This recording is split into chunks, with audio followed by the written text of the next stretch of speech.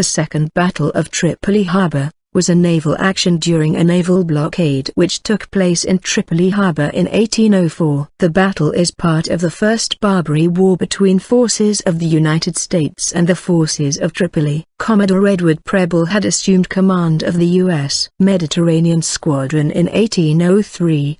By October of that year, Preble had begun a blockade of Tripoli Harbor. The first significant action of the blockade came on 31 October when the USS Philadelphia ran aground on an uncharted coral reef and the Tripolitan Navy was able to capture the ship along with its crew and Captain William Bainbridge.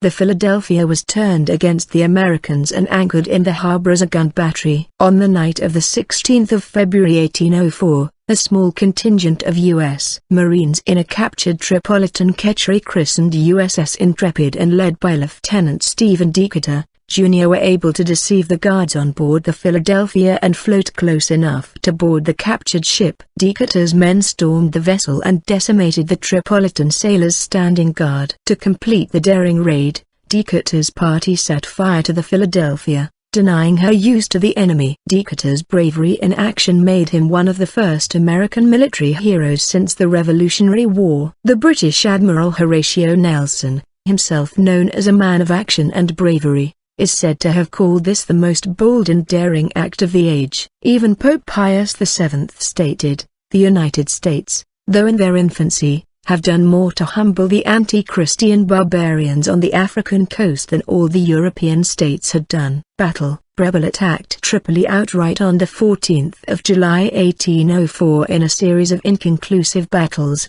including a courageous but unsuccessful attack by the fire ship USS Intrepid under Master Commandant Richard Summers. Intrepid, packed with explosives, was to enter Tripoli Harbor and destroy itself and the enemy fleet. It was destroyed, perhaps by enemy guns, before achieving that goal, killing Summers and his crew. The actions against Tripoli Harbor continued to prove indecisive until September when Commodore Samuel Barron assumed command of the Mediterranean Squadron and focused the fleet's attention on supporting William Eaton's attack on Dern, which ended in a victory. Notable veterans. Several of the United States' early naval heroes served in the blockade including Stephen Decatur, William Bainbridge, Charles Stewart, Isaac Hull, David Porter, Reuben James and Edward Preble. Collectively referred to as Preble's Boys, many of these officers would play a significant role in the upcoming War of 1812.